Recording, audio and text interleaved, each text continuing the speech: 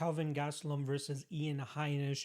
We got minus 225 on Kelvin Gastelum and plus 185 on Ian the Hurricane Heinisch. Let's start off on the Kelvin Gastelum side of things, who's on a 3-fight losing streak now. Most recently dropping a submission victory to Jack Hermanson, where he just showed little to no urgency when he got his leg snatched up by Jack Hermanson. Pretty much just stayed there and was just waiting for something to happen. Unfortunately for him, it was his knee. He didn't injure it or anything, but he was forced to tap there. Very quick fight.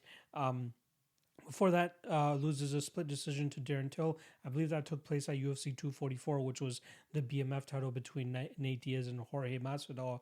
But that was a fight where Darren Till did a good job of staying on the outside and pretty much just picking apart Kelvin Gastelum and, did enough to win, but didn't overextend himself in terms of possibly getting knocked out by Kelvin Gastelum. If you guys remember, that was the first fight back for Darren Till after he got knocked out by Jorge, so I'm sure him playing it safe made absolute sense. Then before that, we had the fight of the year candidate where Kelvin Gastelum went up against Israel Adesanya for the interim middleweight title. Falls up short. Very, very close fight. I'm pretty sure that it came down to that 5th round as well, and Israel Adesanya was able to pull away a little bit more. And he was even very close to winning that fight via finish as well, too. Now, Kelvin Gastelum, it's interesting that he's been at middleweight as long as he has. Before these last 3 losses, his only loss at middleweight was to Chris Weidman, who just had an absolute size advantage on him, strength advantage on him, and obvious wrestling advantage as well, too. We saw Gastelum have some good success in that first round in terms of landing some good shots on Chris Weidman. However, Chris endured it and then eventually took him down and just overpowered him, eventually pulling off a submission victory. I think that's pretty much been the downfall for Kelvin Gastelum, is the fact that he just gets overpowered by some of these guys, and he truly still should be at a welterweight. I'm just not sure why he's not making the changes that are needed to go down there, because I truly believe that's where he is best suited. He's still only 29 years old, so he maybe has 5, 6, maybe 7 years left in the game still, and I truly hope that he decides to change up his nutritional plan and go down to 170 where he's much better suited. He can go out there and beat guys like Michael Bisping, who are just, Michael Bisping actually maybe a month removed from getting knocked silly by George St. Pierre and choked out. Bisping wanted to make a quick turnaround and comeback. Unfortunately for him, he was just too compromised, and we saw Kelvin Gastelum absolutely put him out. Then the fight after that, we saw Jacare Souza. Very close fight against Kelvin. Even though that Jacare was kind of slowing down in that late in that 3rd round, he was still the one kind of moving forward and trying to land the bombs against Kelvin. But that was a close fight.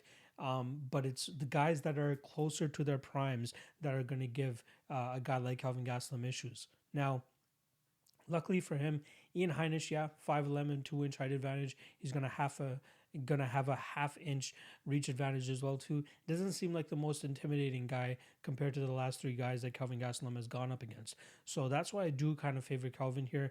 I do think that he has the better hands. I do think that he could put away Ian Heinisch, but Ian has been working on his game himself too. So let's go on to the Ian Heinisch side of things. Pre-COVID, he went out there to Tiger Muay Thai, I believe it is, and really started sharpening his skills. And I'd attributed the fact that, it's a lot cheaper to live out there. The accommodations and everything's just so close together. He decided to spend a lot of time out there, and it really came to fruition for him when he came in and fought Gerald Meerschaert and knocked him out within that first round. His hands are definitely getting better. They could use some work, but I do think that Kelvin Gastelum has him slightly edged there. Now, Ian Heinisch's game seemed to be revolved around being the more active guy, using his grappling, pretty much overwhelming his opponents. But I find him, he'll have some struggles here against a guy like Kelvin Gastelum. We saw him come against Cesar Ferreira and beat him via decision. Then he came in against Carlos Jr., both of those fights as underdogs, and outworks them. Then he runs into guys like Akhmedov and Derek Brunson, who, he's not able to get that grappling going against, who he's not able to overwhelm, and unfortunately he pays for it. He loses both of those fights as via decision. Came into both of them as a decent favorite against Derek Brunson and a slight favorite against Omari Akhmedov. Then last time around, we just saw him being the much quicker, much more agile fighter against Gerald Meerschaert and just landing a beautiful bomb on him, putting him on his butt and following up with some ground and pound. Here against Kelvin, I think Kelvin will be able to outstrike him. I think Kelvin will be able to keep this fight on the feet.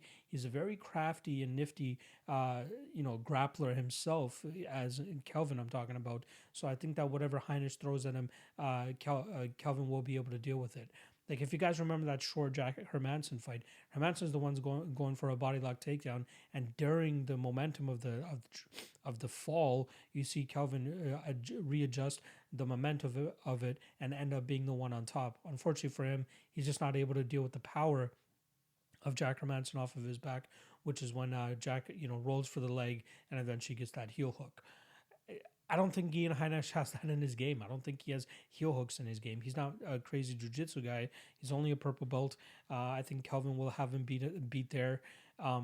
Again, I don't think with Heinisch not being super big compared to the past opponents that we've seen Kelvin go up against, I think it favors Kelvin here. Now, this guy almost falls into the realm of guys that Kelvin should go out there and beat at middleweight. Not saying that he should lean into it and be like, okay, look, I can still beat guys at middleweight. This should just be like, okay, these are the types of skilled guys that you can beat, and you can reach even further peaks if you go out there and actually make that 170-pound limit. Now, I expect this to kind of be a high-paced fight with Ian Heinisch eventually kind of slowing down later in the fight. I think Kelvin Gastelum will do a good job of landing big shots on him, and I think he's even live to get a finish here. I think that he could land on the chin of Ian Heinisch. We haven't seen Heinisch finished inside the UFC, but I don't think we've even seen him fight a striker to the level of Kelvin Gastelum. Gastelum has power in his hands. We've seen him knock out opponents in the past, notably Michael Bisping as of late. But, he has fast hands. Working over there at Rafael Cordero's King's MMA gym, as always, he just stays loyal to those guys, which is amazing. But I do think that Kelvin Gastelum has all the skills in the world to go out there and beat a guy like Ian Heinisch. No matter the improvements that we've been seeing from Heinisch, which I'm a fan of, I just think that Gastelum is a little bit too far ahead. Now, minus 225, I'd say he's more parlayable than he is to play straight. If you want to get a better line on him, I think there are other guys on this card that you can parlay him with, and that might be the route that I go. I'm not 100% sure yet. Maybe I'll wait till weigh-ins and see what these guys look like on the scales, but I do like Gastelum to win this fight. Man, I want to say KO, but I'll say I'll go with... Actually, you know what? I will go with Kelvin Gastelum via KO. I'll say either, let's say, third round TKO for Kelvin Gastelum. I think he could actually put it on Ian and then eventually put him out late in this fight. So once again, I'll go with third round TKO for Kelvin Gastelum.